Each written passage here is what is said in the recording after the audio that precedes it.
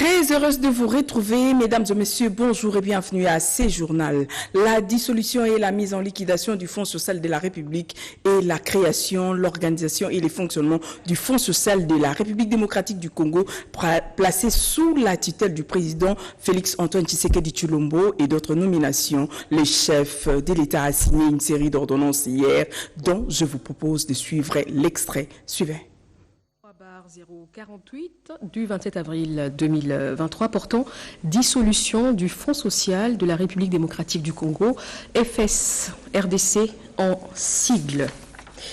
Considérant l'évolution du cadre juridique régissant les établissements publics, impulsé par la réforme relative le 7 juillet 2008 et l'inadéquation qui en résulte au regard du statut du Fonds social de la République démocratique du Congo, en sigle FSRDC, rendant inadapté à sa gouvernance et l'exercice de l'autorité tutelle, l'une des caractéristiques essentielles des établissements publics, qu'il importe dès lors de dissoudre le Fonds social de la République démocratique du Congo, en sigle FSRDC, en tant qu'établissement public créé par décret numéro 009/2002 du 5 février 2002 et placé sous la haute autorité du président de la République en vue de reconsidérer subséquemment son statut juridique, vu la nécessité et l'urgence, sur proposition du Premier ministre, ordonne.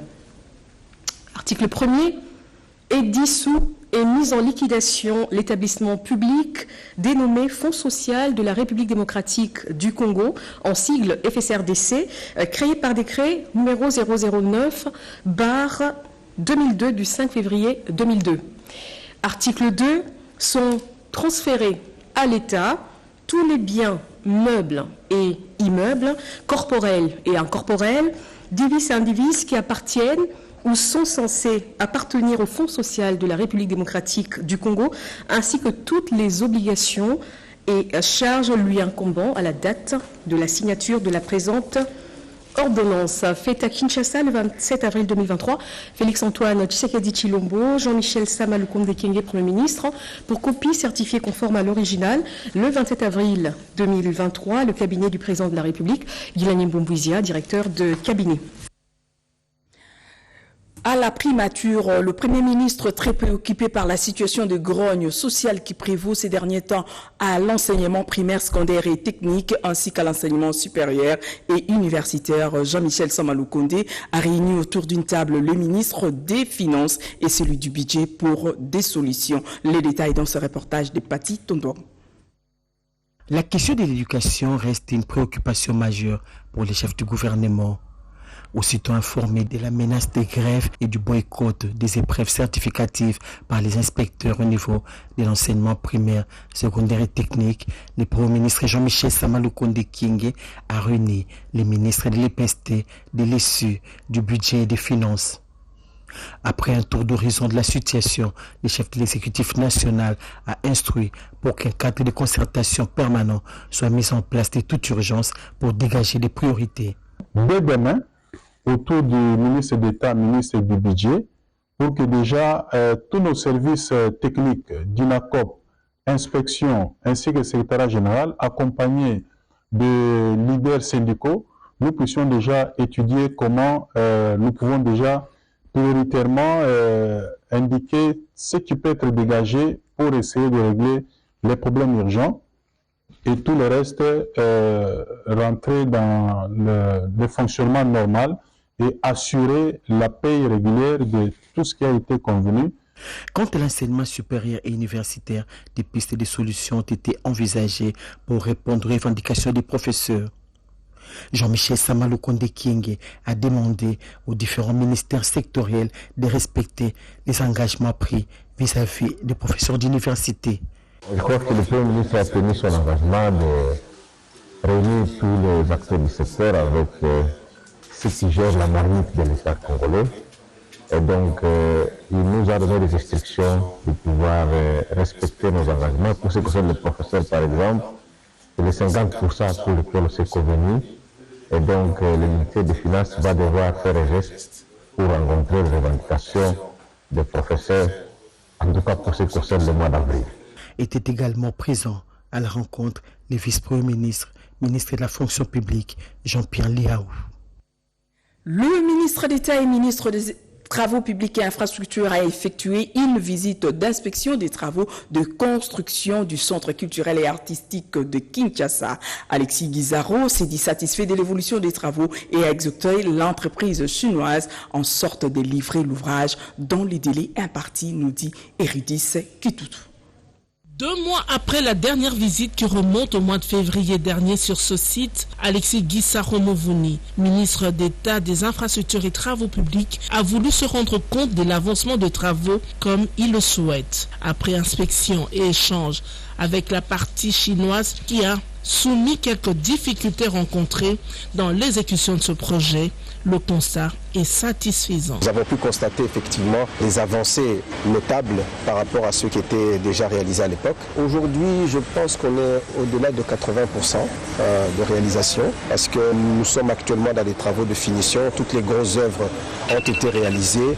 Aujourd'hui, comme vous pouvez le voir derrière nous, il commence déjà à mettre la peinture extérieure. Il reste quelques aménagements intérieurs. L'entreprise BUCG s'est engagée une fois encore de remettre cet ouvrage au plus tard le 31 décembre de cette année-ci. Alexis Guizarro a rassuré l'entreprise chinoise BICG quant au respect de l'engagement du gouvernement. Nous allons respecter nos engagements.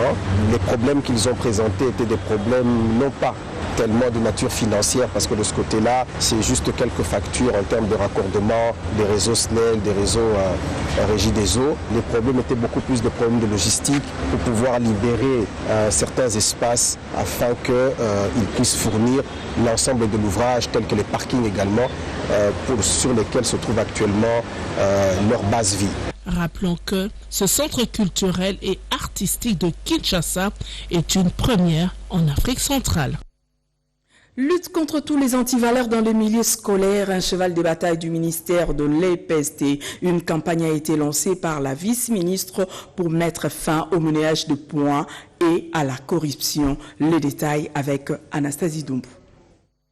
La campagne de sensibilisation zéro anti-valeur en milieu scolaire vient d'être lancée par le ministère de l'enseignement primaire, secondaire et technique. Cette campagne vise à contribuer efficacement au redressement du système éducatif, à la consolidation et pérennisation de la gratuité de l'enseignement. Le ministère de l'enseignement primaire, secondaire et technique apprécie hautement l'initiative prise par la province éducationnelle de l'EPST, Kinshasa-Lukunga, ainsi que son slogan de mobilisation bien à propos qui nous interpelle à lutter tous contre le mauvais comportement des fraudes, des tricheries, d'organisation des laboratoires, des recherches et de quiz, des questionnaires, de corruption, de crier qui avilissent et mettent en doute le mérite et la qualité des lauréats issus de nos différents épreuves d'évaluation certificative. C'est là en prévision des différentes épreuves qui se pointent à l'horizon, selon le directeur provincial de l'EPST Kinshasa-Lukunga, Jean-Pierre Yob Boteke, s'engage à pérenniser cette lutte en dénonçant tous les actes des antivaleurs. La vice-ministre de l'EPST, Aminata Namasia, qui a lancé cette campagne dans les districts de Lukunga, a invité les concernés à dénoncer tous les auteurs des antivaleurs avant d'installer le comité chargé de suivi de cette campagne de lutte contre les antivaleurs en milieu scolaire. Ouverture hier à Bujumbura de la session ministérielle du mécanisme de l'accord cadre d'Addis Abeba, le ministre de l'intégration régionale de la République démocratique du Congo a dénoncé au cours de ses assises de haute portée les massacres perpétrés dans la nuit du 3 au 4 mai à Kichanga dans la province du Nord Kivu, nous dit Sylvie Moembo.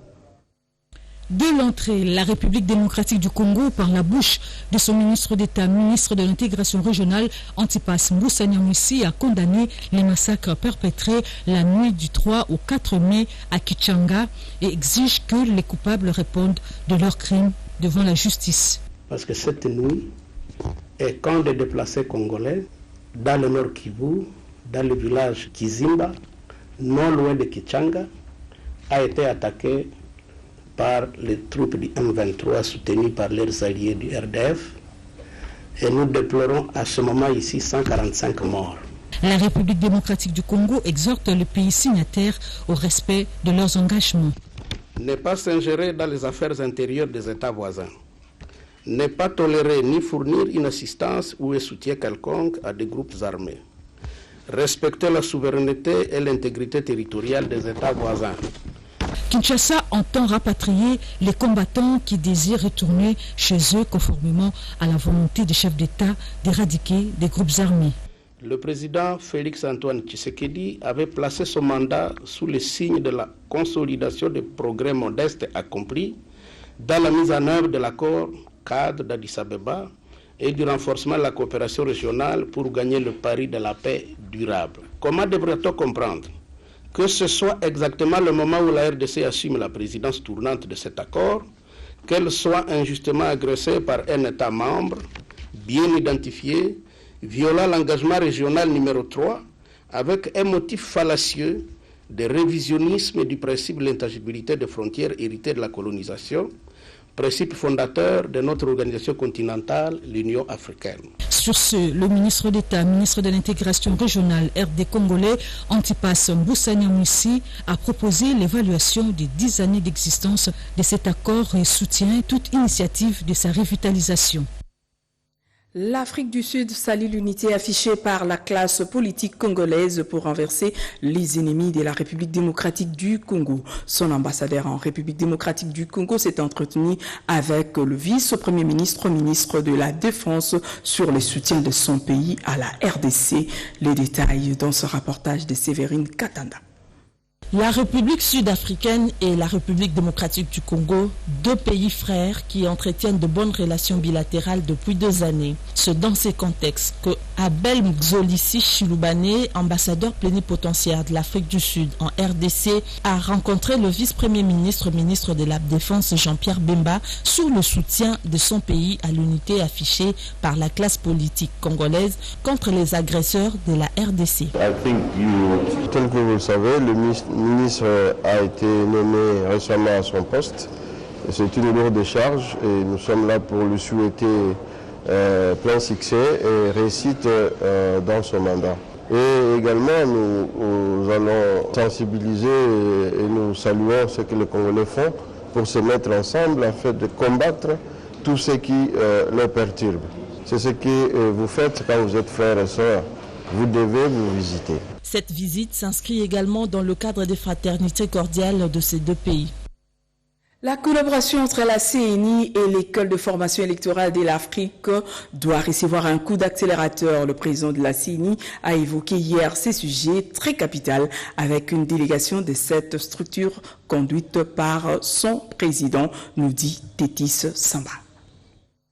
Les membres du gouvernement, du Conseil supérieur de la magistrature et du Parlement ont participé à la clôture des journées portes ouvertes sur le nettoyage du fichier électoral lancé depuis le 25 avril 2023 par la Commission électorale nationale indépendante. Au nom du président Denis Kadima Kazadi, Didi Manaralinga, deuxième vice-président de la centrale électorale, a éclairé la lanterne de l'assistance sur la nécessité de préserver la stabilité du pays à travers la tenue des bons scrutins. La CENI a ouvert ses portes pendant ces journées portes ouvertes. C'est pour la consolidation de la transparence et de la crédibilité de notre fichier, duquel dépendra en tout cas l'activité qui va suivre et toutes les autres activités.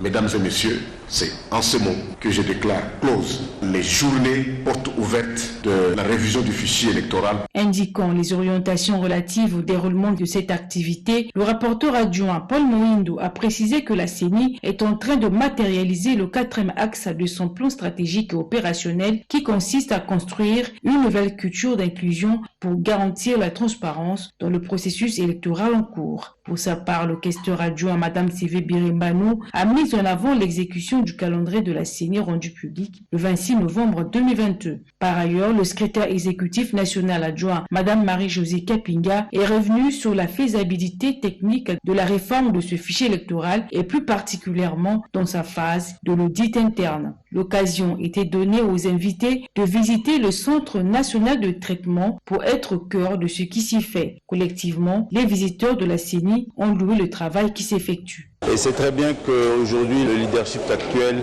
prennent des initiatives, d'ouvrir les portes de la CENI et de faire part de ce qui se passe, de donner toutes les informations possibles. Moi, je ne peux qu'encourager et de demander à ce que ça s'accentue. Pour rappel, la centrale électorale s'est fait le devoir d'ouvrir ses portes aux différentes parties prenantes au processus électoral en vue d'échanger avec elles sur l'opération de la réforme du fichier électoral. Vous venez là de suivre la clôture des journées portes ouvertes organisées par la CENI. Au plan, on nous signale que la République démocratique du Congo se prépare à participer à la conférence mondiale des litiers à Dakar en juin prochain. Le sujet a été débattu au cours de la réunion entre le ministre du Plan et les comités exécutifs des litiers RDC. Les détails avec Françoise Bouela. C'est une première pour la nouvelle patronne du plan. Devant le groupe de coordination des partenaires techniques et financiers, Judith Suminwa-Tuluka a fait le point des avancées des activités de planification de développement en RDC. Entourée de Bruno Lemarquis, coprésident du groupe des coordonnateurs des opérations humanitaires en RDC, la ministre d'État, ministre du plan, a invité les PTF à privilégier le dialogue. C'est le début d'échanges très réguliers avec la ministre pour tout ce qui est efficace, ce qu'on appelle l'efficacité du développement, l'efficacité de l'aide, l'impact du développement dans le pays et pour faire en sorte que toute l'aide internationale soit le mieux alignée possible avec les priorités nationales. Ce cadre d'échange régulier et de coordination des actions a été informé des grandes priorités du ministère, au nombre desquelles figurent la révisitation du programme national stratégique de développement, la mise en œuvre du PDL 145 territoires, le processus de recensement et l'amélioration des statistiques.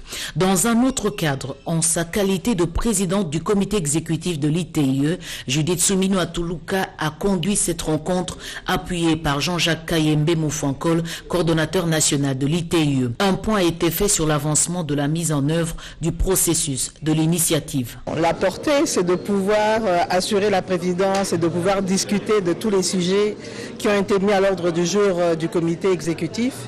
Et ensemble, parce que les décisions sont collégiales, ce n'est pas des décisions qui sont prises uniquement par la partie gouvernementale, mais c'est l'ensemble du comité qui décide sur ça. Et c'était important à le savoir et de telle manière à pouvoir concilier tous les points de vue pour arriver à une seule décision sur tous les sujets qui ont été abordés. La RDC se prépare à participer à la conférence mondiale de Dakar. Au-delà des membres du gouvernement, ce cadre est ouvert à la société civile, à la Cour de comptes et à l'IGF. Le service national de la République met à la disposition de la population les sacs de maïs de 21 kg de champ de Kanyama KCC au tarif social et préférentiel de 18 000 francs alors que le même produit se vend à la cité à plus de 80 000 francs. Les commandants de cette structure suivent de près la vente de ces produits, nous dit José Paitombo. Alors que la farine de maïs s'est fait de plus en plus rare dans plusieurs parties du pays, les recours aux produits du service national s'imposent comme la seule alternative capable de contourner la pénurie. Les prix galopants de produits importés n'ont pas eu d'impact sur ceux de sacs de farine de maïs produits par le service national qui se vendent toujours au prix de 18 000 francs congolais.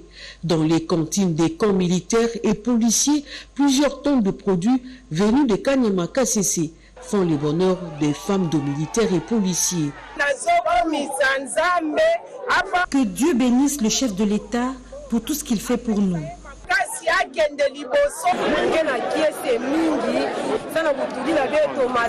Nous continuons à acheter le sac de maïs à 18 000 francs congolais. Merci beaucoup au chef de l'État, merci au service national. À en croire le commandant du service national, le général Jean-Pierre Kassongo Kabouik, qui a fait aujourd'hui la ronde de ses cantines, il n'y aura pas rupture de stock. Le vœu du chef de l'État d'assurer une bonne vie des hommes en uniforme et de leurs dépendants ne connaîtra pas de frein. Nos stocks sont suffisants. Nous travaillons de manière méthodique. La farine que vous voyez ici fait partie de la production de maïs de l'an dernier. Vous voyez déjà dans 2 semaines, on commence une nouvelle campagne. Déjà, nous avons dans nos prévisions, le stock est encore suffisant pour aller jusqu'au mois de juillet, parce que le mois de juillet, le maïs qui sera produit à l'œuvre ici dans le Congo central sera mis à contribution mais aussi des grandes cargaisons qui viendront de Kanyamaka CC et des autres. Donc nous sommes à l'aise de ce point de vue-là. En redynamisant le service national, les autorités du pays avaient déjà anticipé une réponse à ces genres de crises, comme celle du bleu avec les conflits russo-ukrainiens. Sensibilisation des agents et cadres de la direction de la paie afin d'éviter le blocage dans le processus de rémunération des agents et cadres des agents et fonctionnaires de l'État. Le secrétaire général au budget a effectué une mission à la direction de paie, nous dit David Moubenga.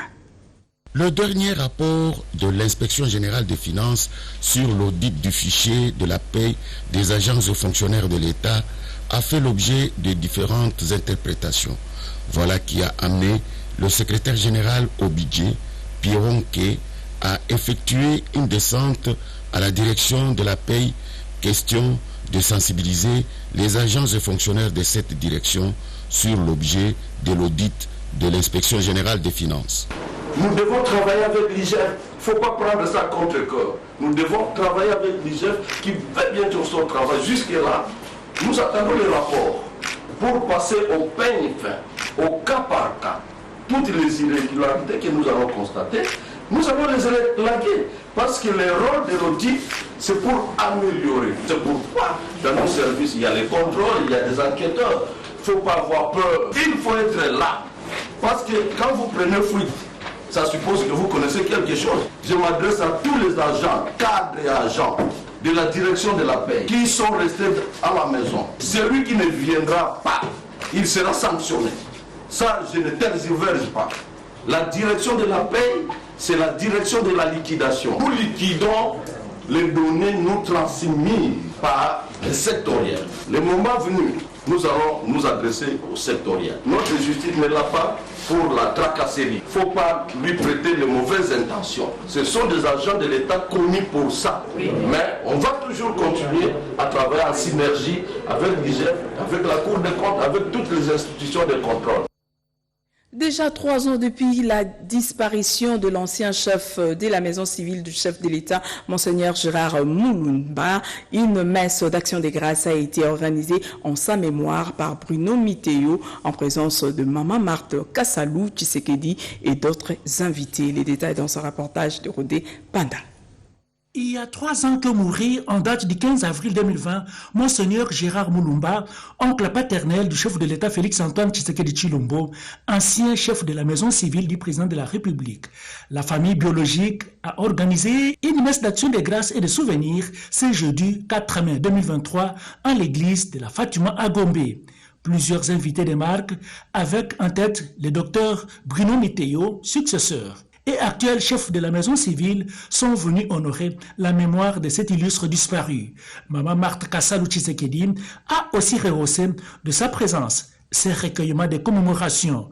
Homme de Dieu, ancien gardien des affaires de la famille présidentielle, Monseigneur Gérard Moulumba a gravé ses œuvres pleines d'altruisme dans les esprits de nombreux. Témoignage du docteur Bruno Miteo, son successeur à la maison civile. Ce n'est pas facile d'être chef de la maison civile du chef de l'État. Ça, c'est un des deux. C'était effectivement quelqu'un de très bon cœur. Walter Mukendi, chef de la maison civile adjoint et neveu de l'ancien archevêque du diocèse de Mweka, il a placé un mot sur ses qualités religieuses et humanistes. Je m'empresse de dire à tout le monde merci infiniment pour avoir consenti à venir révaloriser la solennité de cet événement avec son sens élevé d'altruisme, d'humanisme, d'humilité qui ont sensiblement touché les cœurs de beaucoup de gens. L'honorable Constantin Benguele a reconnu les valeurs de ce grand homme social. La province de l'Ituri a été bénie par 2 jours d'évangélisation de l'église Mont-Sion dans le but de rassembler le peuple de Dieu à communier et à soutenir les efforts des autorités du pays à restaurer la paix à l'est de la République démocratique du Congo. Suivez. Le grand objectif de cette croisade évangélique est de contribuer au rapprochement des peuples de l'Ituri, surtout en ces moments de turbulences sécuritaires.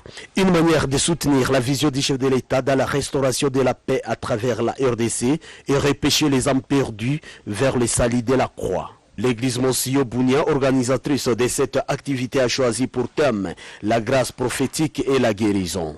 Et les Pauvilles comme cadre à ces grands rendez-vous publics.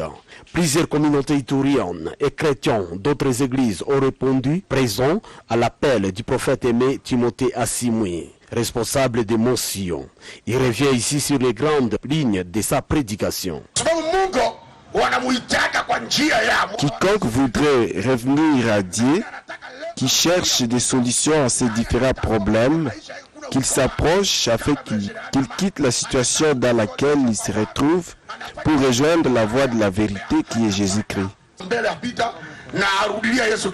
Notez qu'en dehors de l'évangélisation, l'église Monsio s'illustre dans la prêche de la pacification des Ituriens par les voies des supports audiovisuels à retrouver sur les forums sociaux, Facebook et YouTube, page Église Monsio Bounia. C'est là dans le cadre d'atteindre un plus grand nombre de personnes à travers l'univers. Mesdames et messieurs, c'est la fin de ce journal réalisé par Aimé Malonda et Peshomo Bengaya Kassongo.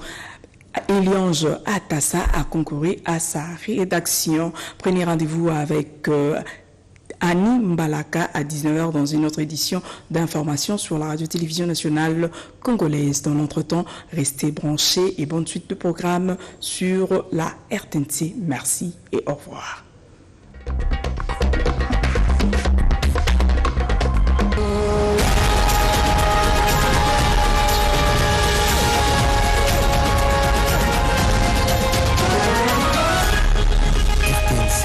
Le journal. Nous devons ensemble avoir conscience que nul autre que nous-mêmes ne viendra sauver notre nation et que cela exige de chacun de nous une mobilisation tous azimuts. Peuple